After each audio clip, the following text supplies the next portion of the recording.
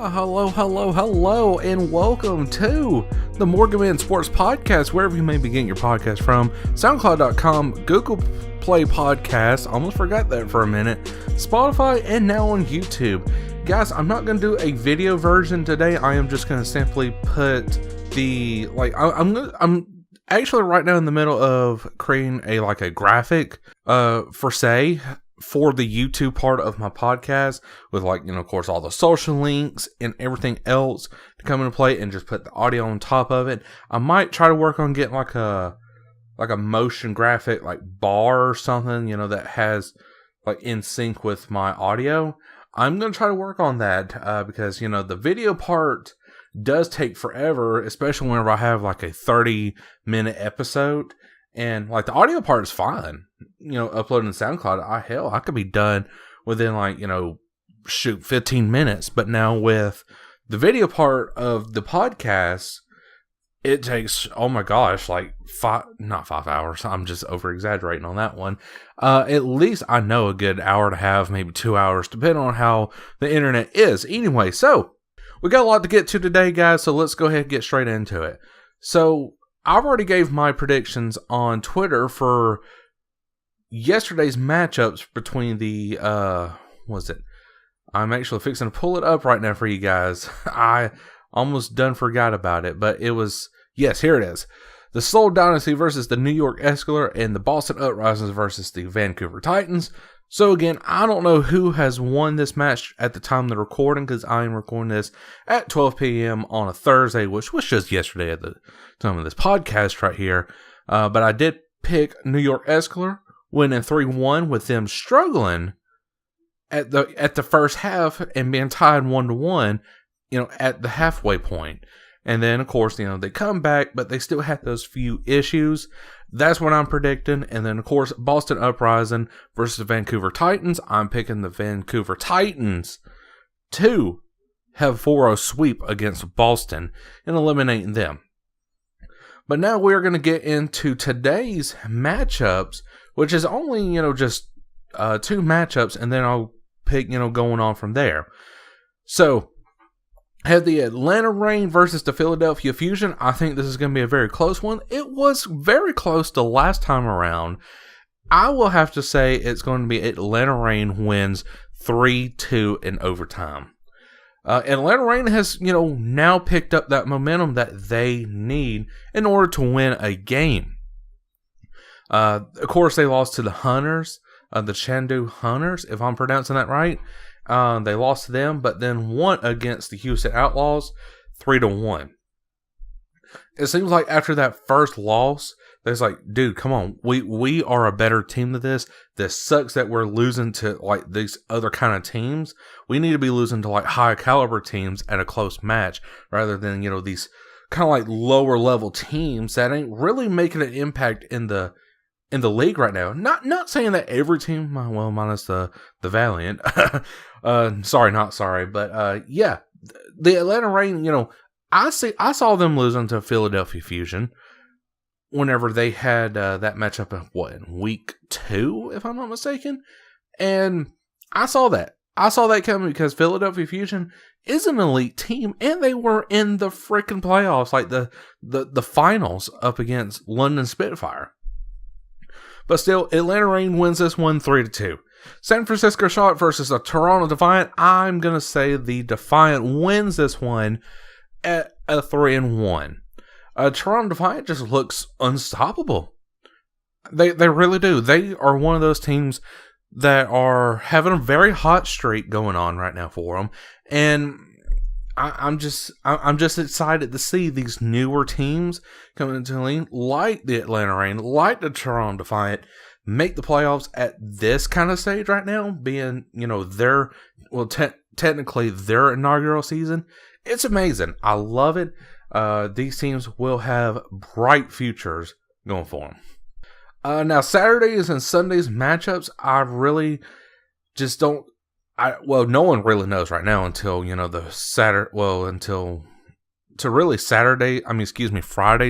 matchups are over with.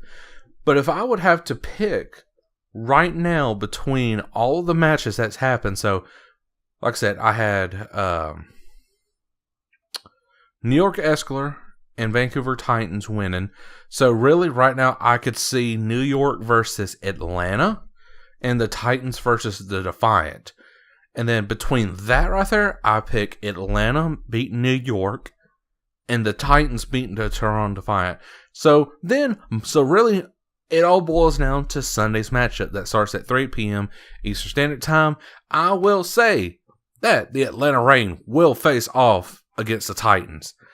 And, of course, Atlanta Reign going to win. I wouldn't, necessarily that they're going to have like a 4-0 sweep against it, but I would say probably a 3-2 win over the Titans. Because, if I'm not mistaken, I think this is the Titans' inaugural season 2. So, I would have to say that, they have like that, like cockiness up in their head, hey, we're in the playoffs, like the finals of stage 1, and they get over distracted by the fact that they're in the playoffs, at the finals in their inaugural season. And Atlanta Reign will be sort of too, but they will have their head in the game and boom, just win it just like that. So I'm predicting Atlanta Reign wins stage 1. Going on over, this is still in the Overwatch League scenario right here. But what is going to be new for Stage 2? Stage 2, of course, will be starting Thursday, April 4th. So, Baptiste is coming. So, if I'm pronouncing that right. So, Baptiste is, of course, the newest hero. He will be a support hero. And he's everything in this situation. Now, granted, Wednesday night, I was so tired from my everyday job trying to play Baptiste, and I was just getting so frustrated. But I played Thursday, the day of this recording, a few hours before the recording of this, and oh my gosh, I went off like on a freaking massive streak because I was focused and everything else like that. But I do notice this. Now, I don't know what has came upon this patch, but to me, it seems like freaking Lucio and Ash got a freaking buff because they were just murdering me left and right. Because I can remember playing with Ash and she would she would do damage, but not nothing like this right now.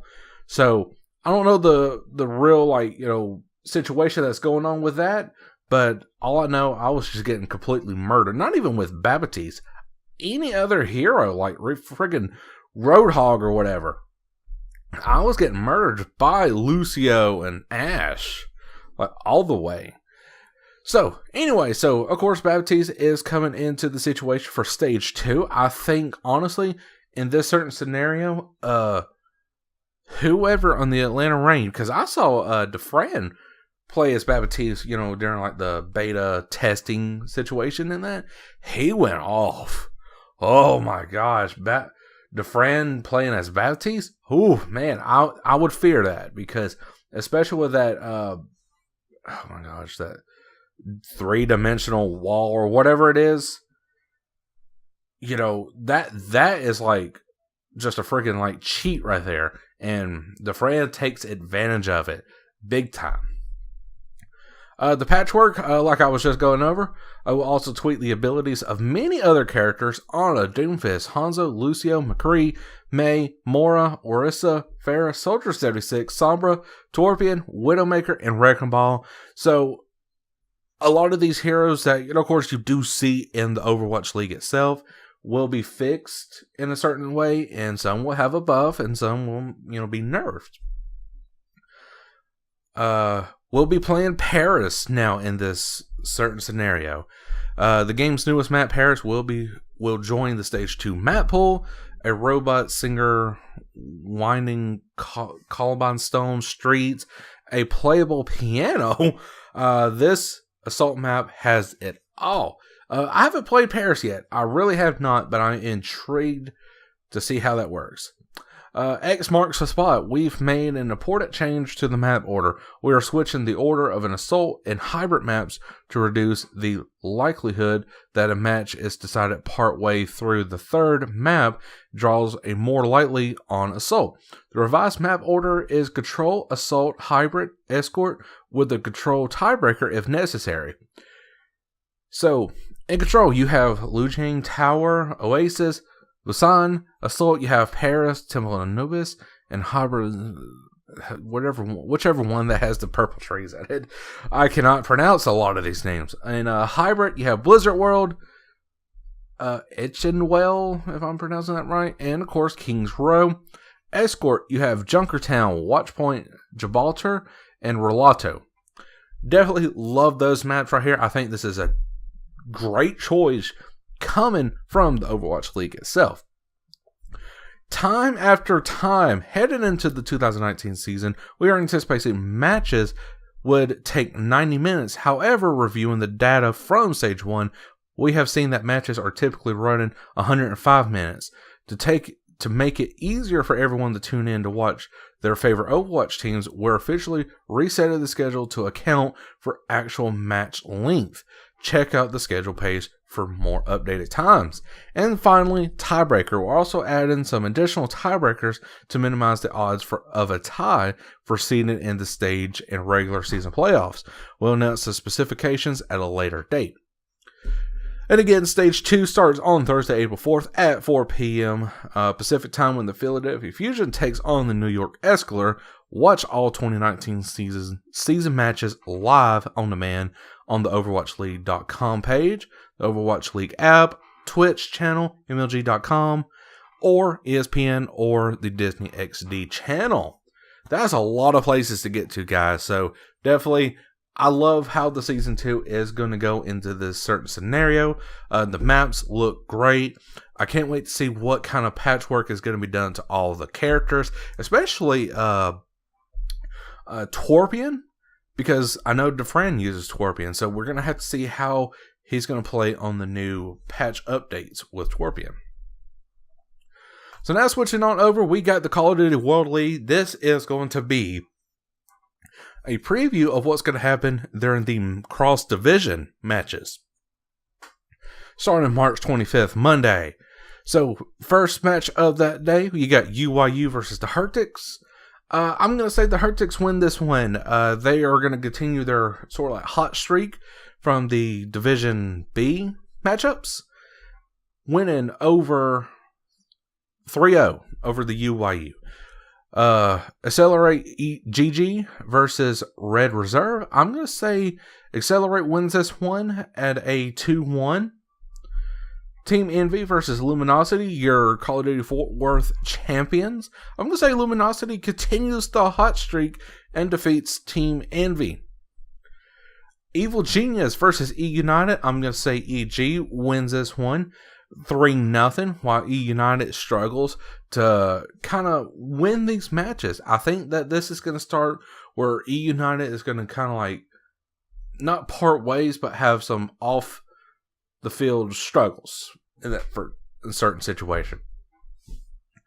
That Tuesday matchups, Heretics versus EG. I'm going to say Heretics wins this one, continue their hot streak. E United versus UYU. Also, UYU in this situation, they're going to come off a loss from the Heretics, and they're looking for revenge, and E United is going to get the taste of it. Luminosity versus Accelerate Gaming. I'm going to say Luminosity wins this one 3-0. Red Reserve versus Team Envy. Team Envy is going to look in this one. They didn't look too hot in the Pro League of Division B, but I will say that Team Envy will win this one over Red Reserve, because Red Reserve did do fairly good in the Fort Worth tournaments and somewhat good in the Pro League. What was it, Division A or Division B? I can't remember right now. But still, at the end of the day, you got Team Envy winning. March 27th, that Wednesday, you got Red Reserve versus the Heretics. Heretics going to continue to win a 3-day winning streak. Accelerate versus UYU. I'm going to say UYU is now on a 2-game win streak at a 3-0 win. Team Envy versus Evil Genius. I'm going to say Team Envy, because Evil Genius just does not look good this year. They really don't. at the Fort Worth tournaments, of course, they lost to Optic Gaming. That eliminated them, and just during the Pro League itself, they just were not that great. Now do granted, they did defeat Optic Gaming in the Division A rounds of the Pro League, and I was like, dang, okay, here we go. The Evil Genius is going to make a comeback, and then, just fell off. Luminosity versus E United. Luminosity is going to win this one, at least a 3-0 sweep. The Thursday matchups. This is the last one before the week 6 of the Pro League. So you got UYU versus Team Envy. I'm going to say Team Envy wins this one. Evil Genius will defeat Accelerate Gaming. E United versus Red Reserve. I say Red Reserve is going to win it. And finally, the main event of the Pro League Week 5 is the Heretics versus Luminosity Gaming. I will say Luminosity Gaming will win this one at a 3-0 sweep. That's my pick going forward for this next week of the CWL Pro League matchups. Alright guys, so now we are switching over to the football side of things. I have really just dedicated this podcast to being a Falcons only podcast now. Yes, there's plenty of other Falcon podcasts out there, but hey, why not just be a part of it? I mean, really, just be a part of it, really. So, early bird report, the Falcons are pleased with diligent approach to free agency.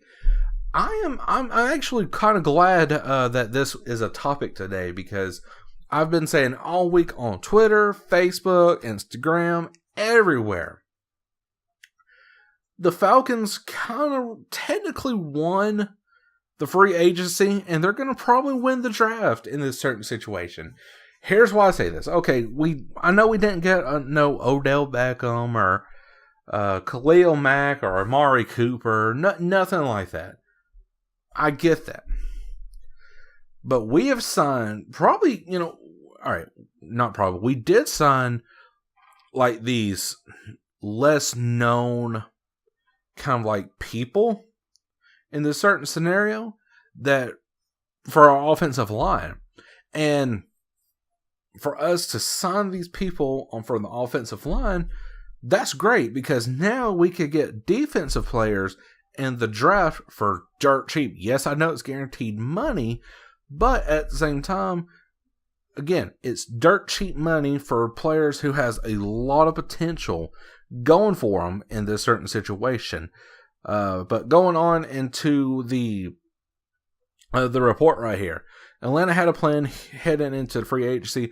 Without much money to throw around, the Falcons had to take a smart approach and methodically target specific areas of need. They had to make their money count. So great. This is awesome. The team made 5 signings on all offensive side of the ball. Atlanta signed guards James Carpenter and Jamian Brown, tight ends Logan Paulson and Luke Stalker, and running back Keejion Barner. We are very diligent about how we approach free agency. This ad could get out of my way now. And we think that we've created some positives on our team. General Manager Thomas Dimitroff said Wednesday, we have a whole draft with 9 picks to go and continue to build in the areas that we know we need to continue to build on. Dimitroff spoke at length about the excitement that the team has about bringing in Carpenter and Brown to anchor in pass protection and add some power to the run game. Atlanta Journal-Constitution's D. Orlando Ledbetter wrote in greater detail about Dimitroff's thoughts on free agency, which you can read here on the Falcons website. ESPN, can the Falcons afford to keep up with the Joneses? Okay, so this is kind of like, keep up with Julio now. Thomas Dimitroff explained Wednesday at Georgia's Pro Day at the Falcons continue to have good conversations with wide receiver Julio Jones regarding a contract extension, but the market for elite receivers has risen this offseason.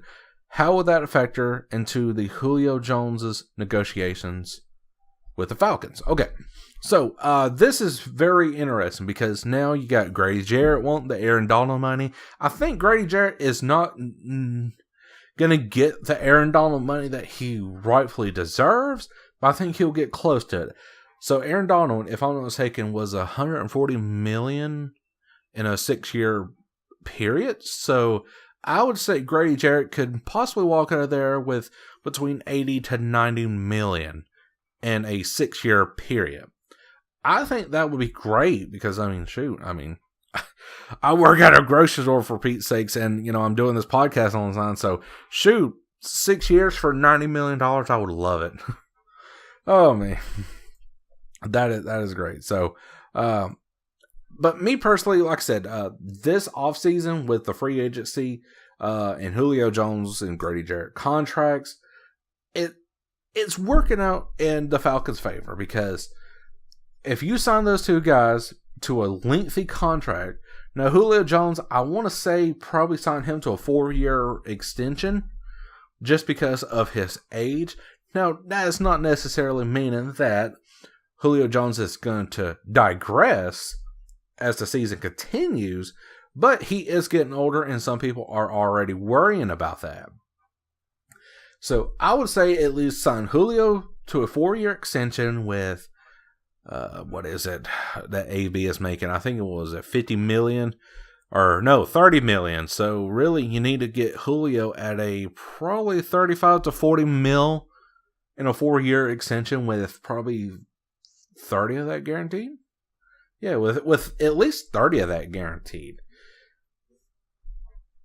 Grady Jarrett, obviously signed him to an 80 to a 90 million 6-year not guaranteed, but a 6-year contract with, all right, so if you do 90 million, I'd say at least make probably 50 million of that guaranteed money.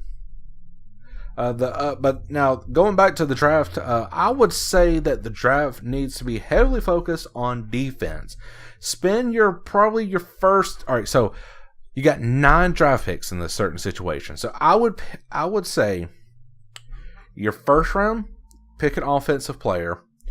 Your very last round, pick an offensive player. So that's already 2 down. So you got 9 total. So you got 7 picks in this year's draft. So 9 altogether. You got 7 left. Those 7 right there, go all defense. Go all defense, and here's a certain situation. I'm not doing no mock draft anymore because mock drafts are just there for for people's born times or whatever like that. So I would say pick honestly between Jonah Williams, the defensive player from Alabama, or pick DeAndre Baker, the cornerback from Georgia, because DeAndre Baker even said himself in front of Thomas Dimitroff that he would love to play for the Falcons. It would be a dream come true. Thomas Dimitroff, if you're listening to this podcast or someone even mentions about this podcast in front of you, about this certain segment of the show, pick DeAndre Baker. He is going to be the biggest weapon on defense that you're going to have from Ricardo Allen, Tack McKinley, Deion Jones. I was going to say Deion Sanders, but he's no longer with the Falcons. Deion Jones, Grady Jarrett, all of them. Vic Beasley, putting DeAndre Baker in this certain situation. Oh my gosh, this would be a defense to not even want to go near, because the offense is going to be like, oh my God, they got all these weapons. Oh man, I'm just getting so worked up now. But yes, with DeAndre Baker, and hell, if Jonah Williams is still available in the 2nd round, which I don't see it, but if he happens to be, pick him. Pick Jonah Williams, the defensive player from Alabama, and still have DeAndre Baker. Oh my gosh. I'm always been a Falcons fan and this is hard. This is bad to say, but I've been a Falcons fan like all my life pretty much. But I've really started paying more attention after that Super Bowl 51 loss. we use that as motivation now, pretty much, to get to the playoffs. And we did. The year after we lost the Super Bowl, we got back to the playoffs. So that shows you right there, we're over that. We are over that fear of losing the Super Bowl at that high of like a point differential. Yes, I know we should have won it that year, but I mean, what are you going to do?